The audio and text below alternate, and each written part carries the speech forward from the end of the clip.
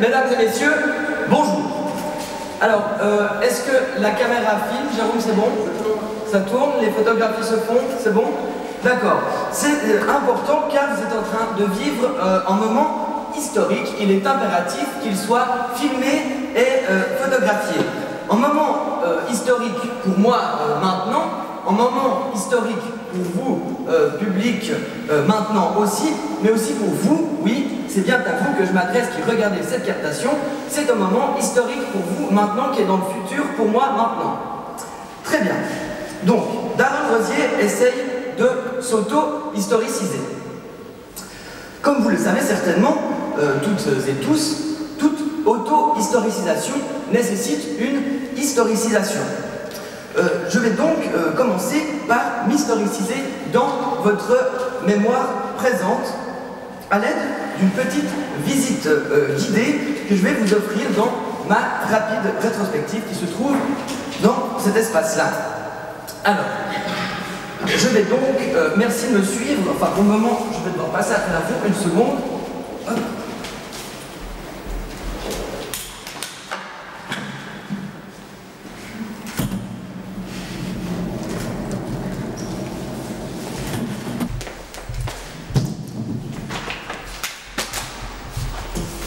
Donc, la caméra c'est bon, les photos c'est important, c'est un moment historique, mesdames et messieurs. D'accord, donc, dans cette... attendez, alors merci de me suivre, c'est ça. Donc voilà, vous avez sous les yeux divers projets capitaux dans l'évolution de ma carrière artistique. Comme je vous le disais à l'instant, je vais vous offrir une petite visite guidée. Évidemment, n'hésitez pas à m'interrompre, à poser des questions si vous le désirez. Il s'agit que tout le monde soit à l'aise avec la compréhension de mon travail artistique, n'est-ce pas? Donc, dans cette rapide rétrospective, il y a une systématique d'accrochage, excusez-moi, muséographique qui ressemble un peu à une grille. Donc, il y a de gauche à droite une frise temporelle de l'évolution de ma carrière. On peut voir les dates qui évoluent, janvier 2012, mars 2012, etc. etc. Et de haut en bas, excusez-moi, pour chaque projet, tout d'abord le vêtement que je portais lors de la réalisation du projet.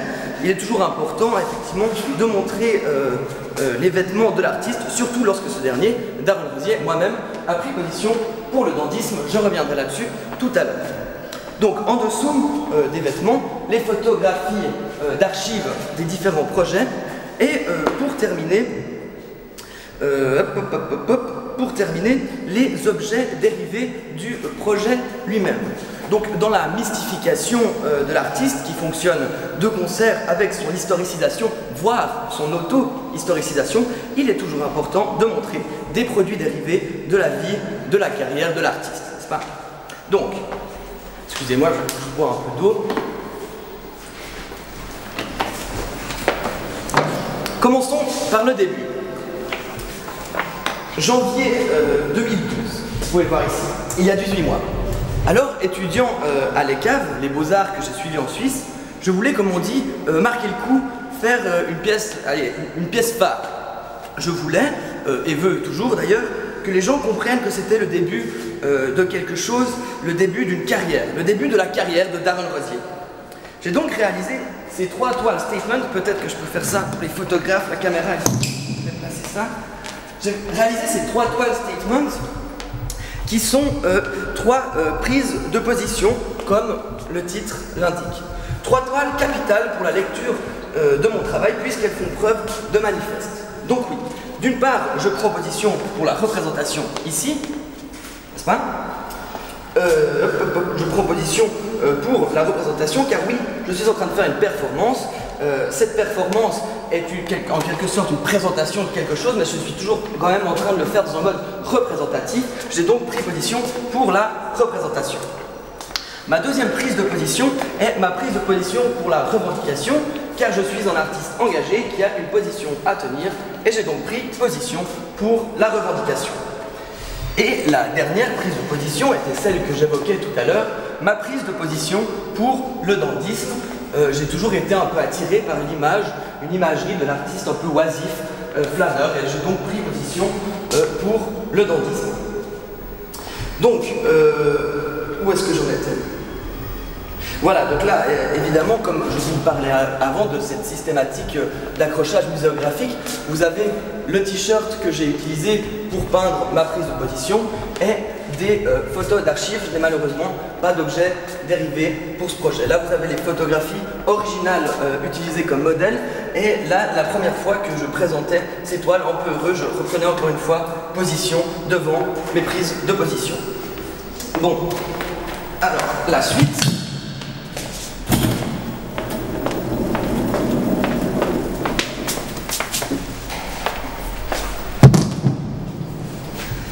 Donc, ma prise de position étant claire, je peux passer maintenant au deuxième projet capital de ma carrière artistique. Est-ce que quelqu'un a une petite cale? C'est très désagréable ça. Un petit papier ou quelque chose. Voilà, merci. Voilà, on est mis. D'accord, donc je disais, excusez-moi, deuxième projet capital de ma carrière artistique. C'était, je terminais les Beaux-Arts, j'avais donc, quand entré dans le monde de l'art, j'avais commencé non pas ma carrière artistique, mais ma carrière professionnelle d'artiste. Je me suis donc dit à nouveau comment marquer le coup. J'ai donc organisé une exposition à Vevey, la ville où je réside en Suisse, car oui, il faut le savoir, pour bien comprendre ma démarche, n'est-ce pas, que Sierre, où se situent les caves, les Beaux-Arts que j'ai fréquentés, il y a peu de visibilité, c'est un peu en dehors du monde de l'art, et moi je voulais entrer dans le monde de l'art, alors j'ai organisé une exposition à Vevey qui est un peu plus dans les circuits de l'art contemporain. Bref, je disais, j'ai organisé donc cette exposition qui s'appelait « Darren Rosier sera-t-il artiste ?» Titre non définitif, tentative d'obtention de diplôme.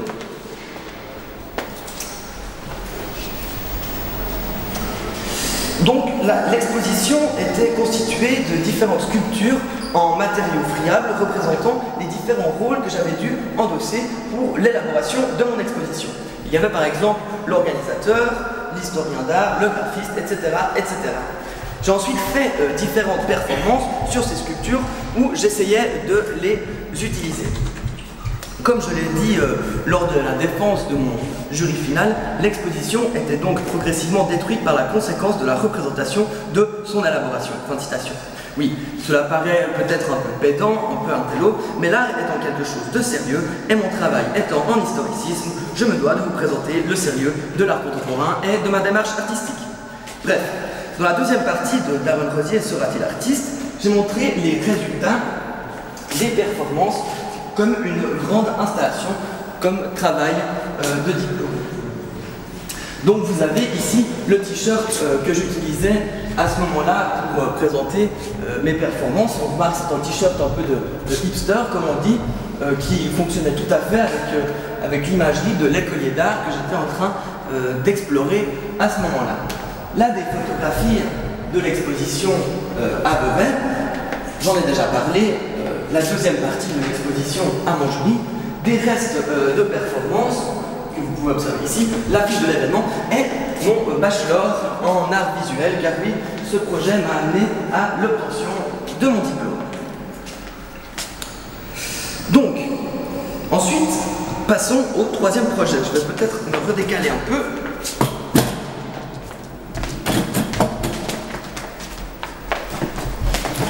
Donc, troisième projet, tentative de réussir ma première performance internationale. Donc, c'était à la fin des Beaux-Arts, en juillet, je reçois un email qui m'invitait pour une exposition à Besançon qui se nommait So Suisse, qui allait se dérouler en octobre 2012. Un peu flatté à l'idée de faire une performance à l'étranger, dans la volonté d'obtenir d'autres expositions à l'étranger, comme celle-ci par exemple, n'est-ce pas ?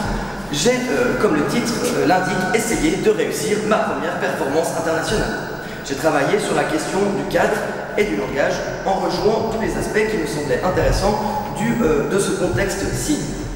Et cela afin de tenter de réussir ma première performance internationale.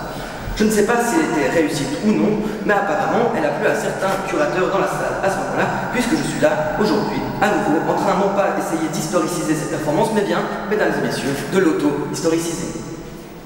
Vous pouvez à nouveau observer quelques photographies d'archives.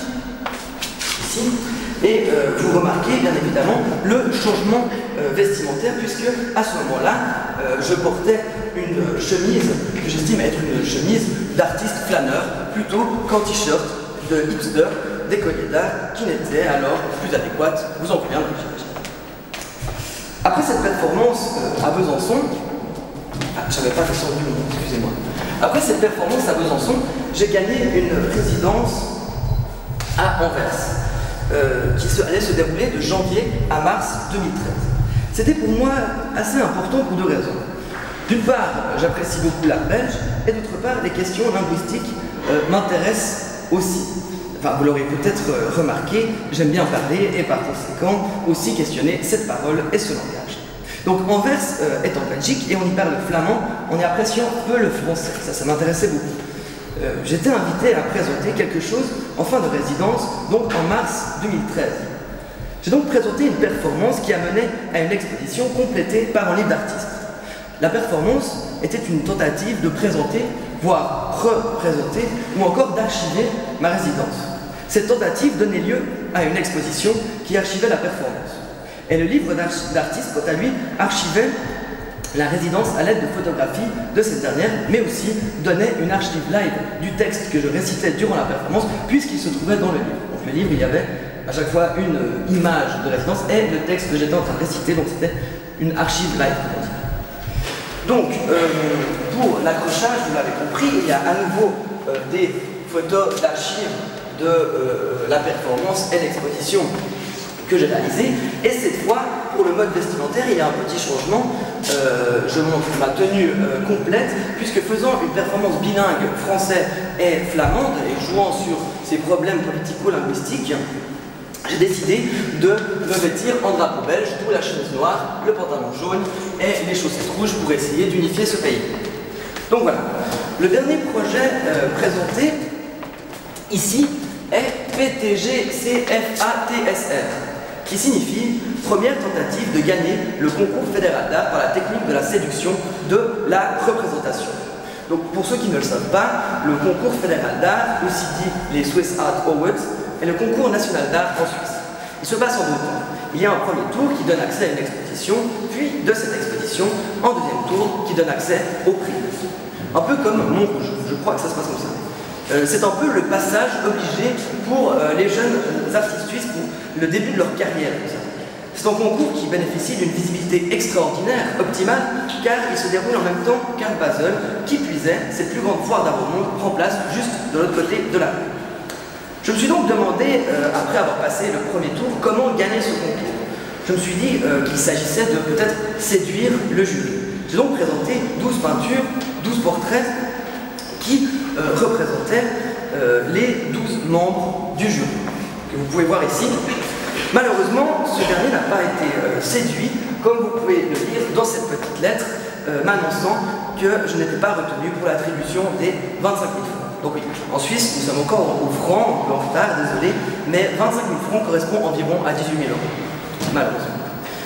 Donc, vous pouvez à nouveau découvrir les photos d'archives, donc du montage, de l'installation, etc. Et aussi la chemise, vous remarquez que maintenant, contrairement à précédemment où je peignais en t-shirt, maintenant même en atelier, je peins en chemise avec un certain standing vestimentaire. Et pour terminer, les objets dérivés, donc la lettre dont j'ai déjà parlé est, là c'est important pour la caméra, la palette, qui est la palette avec laquelle j'ai peint ces portraits. Donc oui, pour ceux qui sont intéressés par les palettes d'artistes, si vous vous rendez à Vevey, la ville où je réside, je me ferai un plaisir de vous emmener au musée Jenisch voir la palette d'Oskar Kokoschka qui est conservée dans ce musée. Donc ce serait un grand plaisir si vous passez, vous m'envoyez un email et on va voir la palette d'Oskar Kokoschka. Donc, maintenant que l'historicisation de ma carrière est faite, que vous savez qui vous avez en face de vous, que vous connaissez ma carrière artistique de ces 18 derniers mois, je vais pouvoir progressivement passer à mon auto-historicisation. Avant cela, oui, ça va venir, ne vous en faites pas, mais avant cela, il s'agit tout de même de faire preuve d'une certaine rigueur et sérieux, comme je le disais précédemment, et de passer à une analyse un peu plus scientifique de ma carrière historicisée. Pour ce faire, et pour le faire bien, je vais avoir besoin de quelques ustensiles. C'est pourquoi je vous invite à me suivre dans l'espace lié aux performances, puisque l'auto-historicisation d'Arnaud Rodier va progressivement commencer.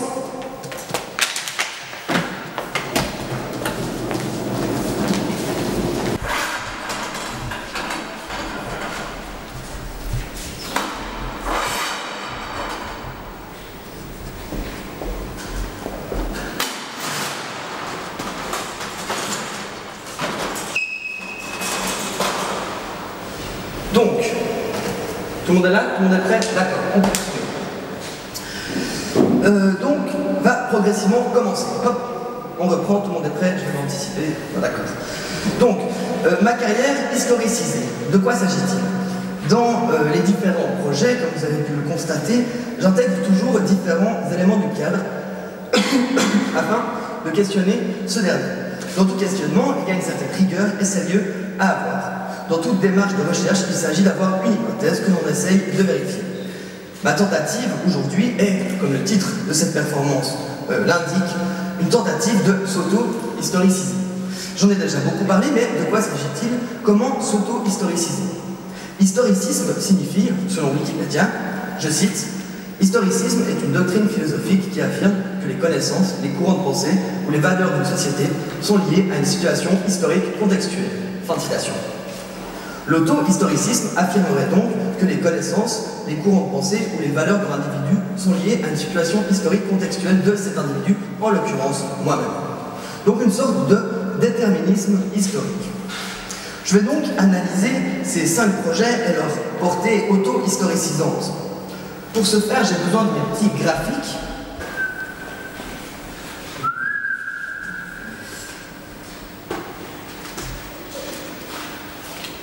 Voilà, alors on va commencer par celui-là. Peut-être que c'est... je sais pas où tu es. Ah, c'est bien, super rendu. C'est important. Bon, ça ne tient pas, on va faire ça comme ça. Alors, ah mince. Normalement, j'avais prévu... Quand on fait une performance, on fait des choses live, donc on ne peut pas tout prévoir, mais on peut prévoir son ratage, et là j'avais prévu que peut-être que ça se passerait mal, et donc j'avais prévu du scotch au cas où. Et oui, mesdames et messieurs. Alors voilà. Donc, je ne sais pas si je vais réussir à le faire en même temps. Je disais une sorte de déterminisme historique. Donc, il y a mon contexte historique, donc le contexte historique au moment de chaque étape, et ensuite les enjeux spécifiques au projet présenté. Et pour terminer, en dessous, est-ce que le projet est auto-historicisé, oui ou non, suivant les résultats. Donc ça, c'est l'hypothèse, et on a le résultat ici, car, comme je le disais précédemment, il faut faire preuve d'une certaine rigueur scientifique. Donc, premier projet, ma prise de position. J'ai donc pris position pour la représentation, pour la revendication et le dandysme. Je note. Alors, vu que je dois faire un peu vite, je vais mettre des abréviations, si vous êtes d'accord. Reprès, revend, ah mince, dit. D'accord. Ah non, pardon, ça c'était les enjeux spécifiques au projet, excusez-moi. Bon, alors ça va là. Voilà. Donc, ça c'est pour les enjeux au projet, et pour le contexte historique, donc cette partie-là, il faut imaginer que ça c'est là en bas, hein, c'était l'entrée dans le monde de l'art. Donc je vais mettre ici, entrée, on va mettre MA pour monde de l'art, si vous êtes d'accord. Entrée MA. Donc, est-ce que ces deux choses, les enjeux spécifiques du projet, on ne peut pas laisser un peu les projecteurs? C'est tellement chaud. Donc, pardon.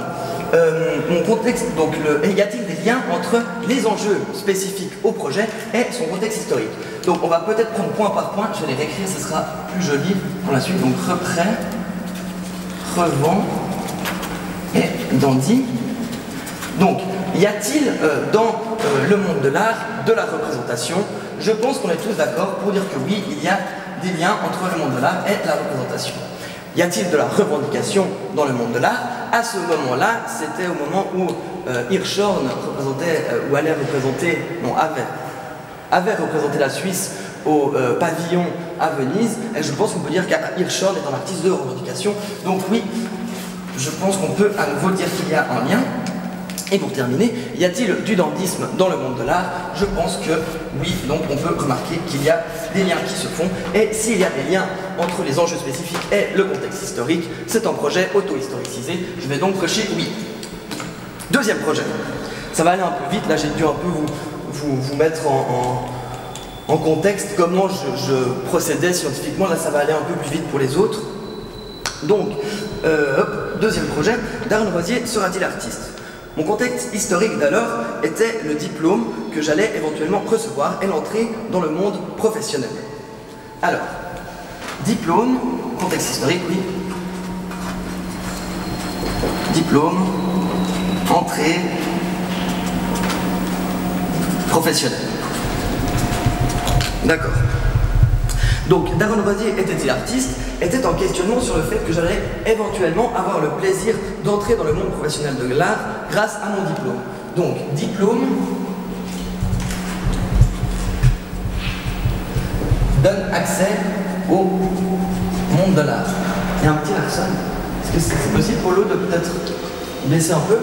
Donc là, mon diplôme, entrée professionnelle, monde de l'art, on voit que les liens sont à nouveau évidents et que c'est un projet...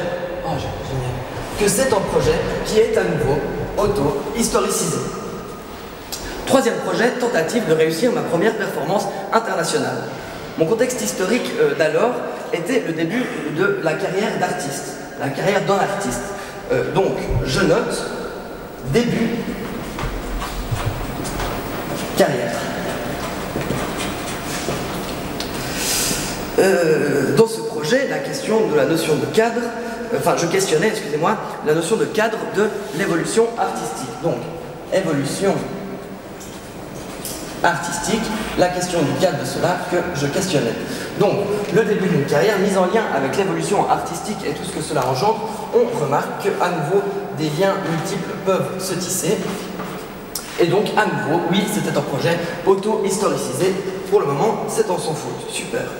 Donc, quatrième projet, Darren Rosier essaie de représenter ces trois Manden van Residency. Mon contexte historique d'alors était la résidence d'artiste. Résidence d'artiste. Et les enjeux spécifiques à ce projet étaient une tentative de représenter cette résidence avec ses différents aspects. Le vécu, les rencontres, l'apprentissage, une langue, l'apprentissage d'une langue, etc., etc.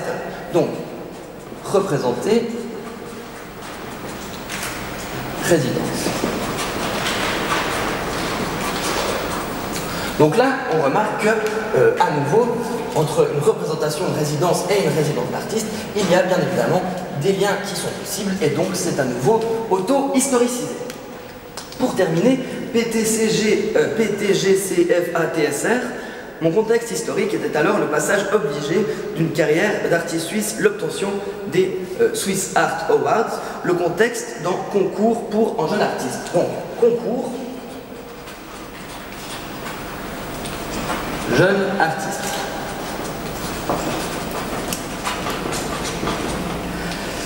Voilà, et ce projet jouait sur le jugement du jury pour ce prix et la meilleure manière de gagner un concours. Donc, je note jugement gagné. On remarque à nouveau que, effectivement, entre un concours pour un artiste et le jugement et la notion de gagner dans une carrière, des liens se forment de manière inéluctable, ce qui m'amène à une ultime auto-historicisation. Très bien. Donc, maintenant, j'espère que vous comprenez les tenants et aboutissants de ma carrière, qui n'est rien d'autre qu'une exemplification par la représentation, l'échec ou encore le fiasco d'une carrière d'artiste standard. Une carrière standard d'artiste, excusez-moi. Bon, maintenant que nous sommes un peu promenés dans l'histoire de ma carrière, dans mon histoire, etc., je vais essayer de commencer à performer. Darren Rosier essaye de s'auto-historiciser. Donc bon, vous remarquez que je me suis fixé un challenge un peu facile aujourd'hui, puisque je dois m'auto-historiciser et que je ne fais que cela depuis le début de ma carrière. Mais bon, aujourd'hui, mesdames et messieurs, il y a quelque chose de plus. Je vais auto-historiciser mon auto-historicisation. Et oui, voilà ce qui se passe lorsqu'on invite un artiste tautologique à effectuer une tautologie. Je vais vous lire un extrait du texte pour mettre un peu le contexte historique de cette performance. Je vais vous lire un extrait du texte que vous trouvez à l'entrée de l'exposition. Il s'agit de présenter plusieurs projets... début de citation. Il s'agit de présenter plusieurs projets relevant de la pensée et l'analyse de plusieurs jeunes artistes face à leur propre compte. La performance est une hypothèse préparée et détaillée, définie selon un script, un synopsis, un storyboard, une note, une esquisse, un repérage, une marque, un protocole, travail préliminaire constitutif de l'objet artistique. De ce fait, la réalisation de l'action dans l'ici et maintenant conforte-t-elle ces premières hypothèses? Que reste-t-il de ces traces? Quelle valeur leur octroie l'artiste? Ces fragments permettent-ils de saisir une lecture réelle ou une interprétation fictionnelle de ces moments désormais révolus? Fin de citation, Médicis. Donc, plus que auto-historiciser, qu'est-ce que s'auto-historiciser amène de plus? Vous remarquez, dans les 5 projets présentés, il y a toujours une sorte d'archive en avance pour le futur. Ce qui m'amène à la question de l'archive maintenant. Si je prends le même modèle de schéma présenté précédemment, le voici, j'ai besoin à nouveau de mon scotch.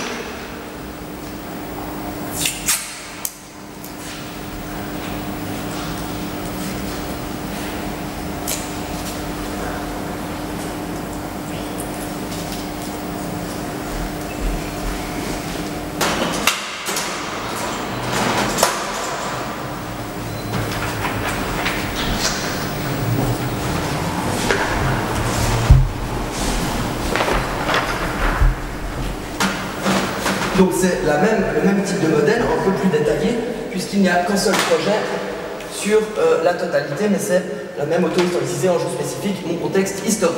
Donc, je disais,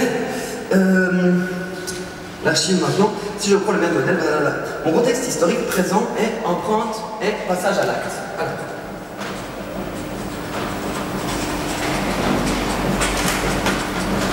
Empreinte, c'est bien EINT, c'est juste? D'accord. Empreinte et passage à l'acte. Donc, mon contexte historique est empreinte et passage à l'acte, ce qui est un contexte qui vise à rejouer d'anciennes performances pour en tirer quelque chose de nouveau. Donc, on va prendre d'anciennes performances pour en tirer quelque chose de nouveau, avec d'anciennes performances. Et mon projet présenté maintenant a jusqu'à maintenant représenté cela, je crois, puisque c'est effectivement cela que j'ai fait. J'ai fait une visite guidée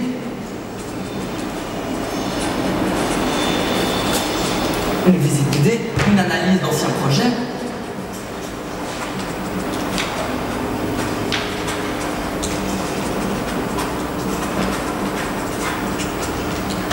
etc.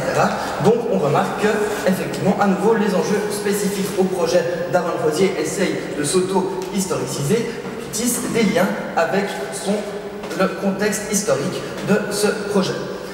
Je peux donc à nouveau cocher oui, mais avec une petite différence aujourd'hui, mesdames et messieurs, car je ne suis plus en train d'auto-historiciser, mais de auto-historiciser. Donc je vais ajouter un petit S apostrophe ici, car maintenant je ne suis plus dans l'auto-historisation, mais s'auto-historiciser. Bref, je parlais précédemment d'archives pour le futur.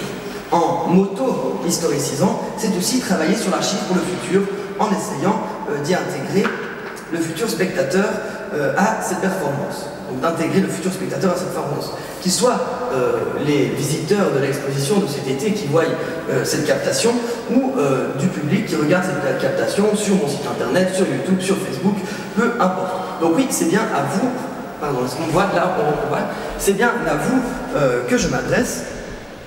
Cette performance, oui, c'est bien. C'est parfait. Je vais donc maintenant, oui, à vous aussi bien sûr, c'est maintenant où le temps s'arrête gentiment car je m'adresse autant à vous qui êtes le spectateur du futur qui voyez une action du maintenant et à vous du maintenant qui voyez une action du maintenant. Donc, je vais terminer cette performance par sa propre archivation, je ne sais pas si ça se dit, archivation live. Donc, vous comprendrez maintenant pourquoi vous vivez un moment historique, car grâce à l'archive de cette performance live que je vais faire dans l'ici et maintenant, le temps va s'arrêter et cette performance continuera pour l'éternité. Donc, je vais devoir apporter, peut-être que là c'est le moment où les gens, ce serait gentil que les gens viennent un peu m'aider. En gros, on doit apporter tout le matériel qui est là dans mon espace d'exposition. Si je peux avoir quelques volontaires pour m'éviter de faire 15 allers-retours, c'est super. Donc il y a ça. Voilà. Pour prendre l'échelle, les deux dessins. La caméra.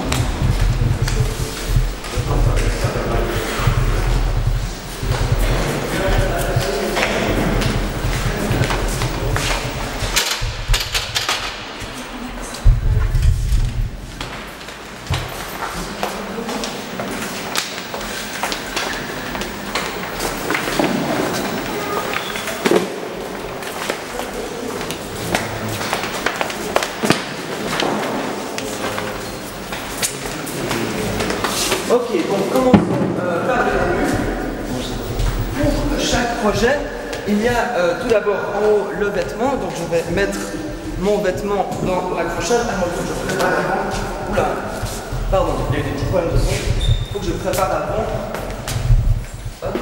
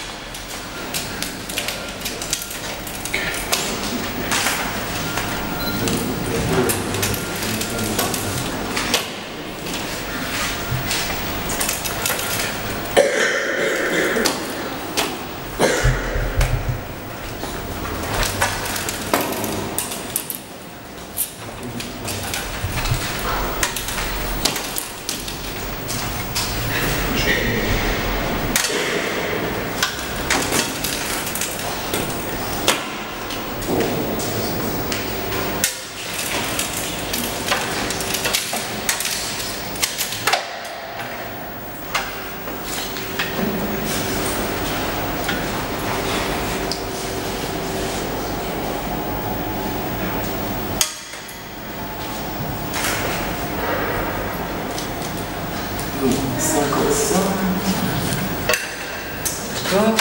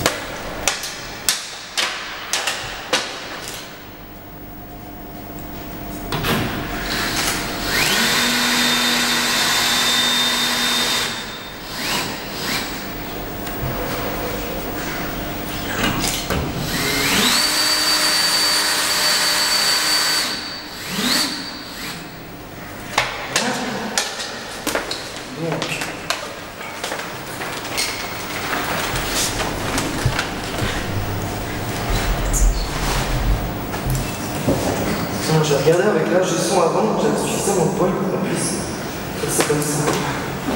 Super.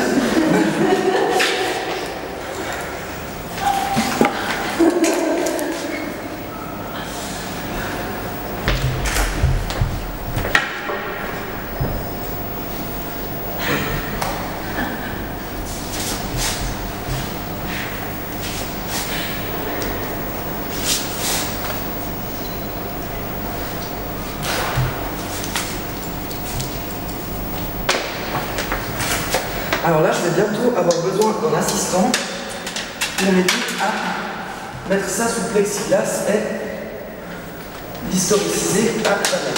Alors non, alors ouais, pardon. Il y a juste besoin de mettre un point de colle avant. Donc il est important de mettre un point de colle, etc., etc. Alors, il faut que vous me disiez si c'est bon gauche-droite. Je perds mon micro. Alors gauche-droite. Un peu à gauche. Comme ça? Comme ça? Allez, on y va. Voilà.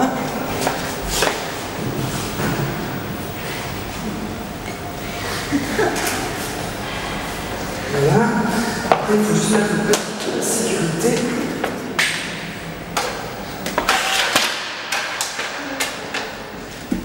Non, ça tire pas une sécurité. Ok, maintenant, je vais demander à la photographe, Chloé, si c'est d'accord de venir apporter l'appareil photo. Je vais imprimer quelques photos d'archives. Il faut aussi amener... Ah, ça, c'est sûr. Merci. Alors, je m'excuse, j'ai pris cette petite imprimante pour pouvoir imprimer les photos d'archives de cette performance. Malheureusement, elle est un petit peu capricieuse, ce qui fait qu'elle risque de rouage papier 2-3 fois avant qu'on puisse véritablement imprimer une photo. C'est donc un moment qui prend un petit peu de temps.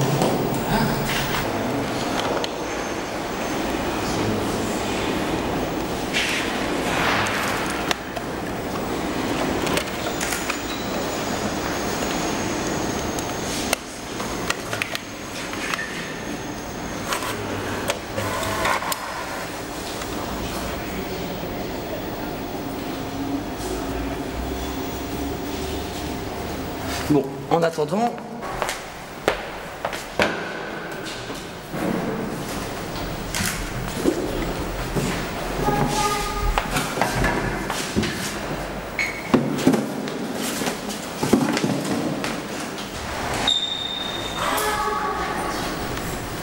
le commissaire d'expo, il est là? Il est là maintenant. Ah, ça va, Mehdi, les dessins comme ça?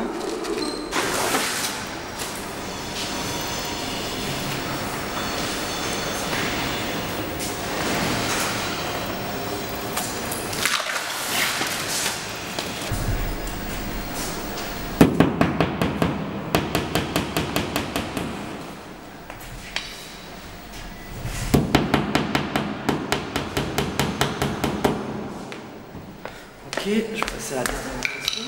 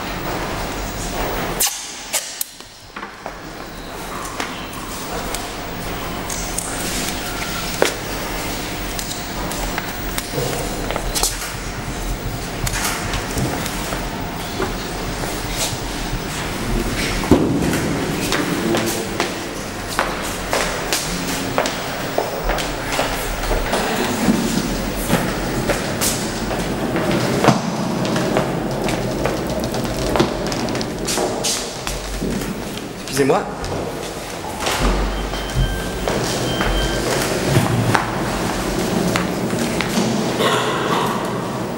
En espérant que Darwin Rosier essaye de s'auto-historiciser, soit historicisé, je vous remercie.